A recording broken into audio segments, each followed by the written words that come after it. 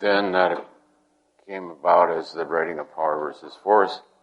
And the impact of that information is overwhelming, sort of like the discovery of electricity, or the computer chip, or the compass, the telescope, the microscope, because it was a new instrument with which to examine everything mankind believes or has believed throughout history.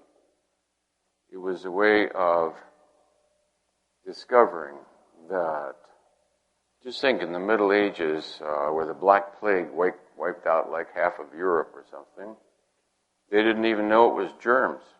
Didn't know it was germs. That was bad air, wicked people, all kinds of things. Nobody discovered germs. There wasn't any microscope.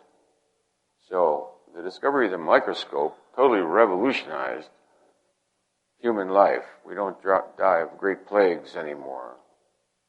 So an instrument to discern truth from falsehood then reveals things that are somewhat shocking and quite dissimilar to common human belief. If common human belief was credible, we wouldn't have the problems that we have today. Consequently, what people believe and their opinions are worth nothing. That's the happy news.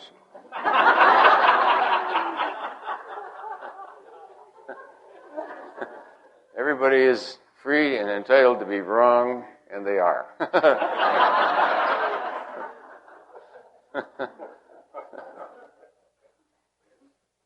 So all we're saying is that the plague is not caused by bad air, darkness, leaving the windows open or shut. The plague is caused by a bacillus. Oh, boy. To discover anything new usually subjects you to a good deal of hostility from large quarters. And some of the things that we'll say this morning, I'm sure will do the same.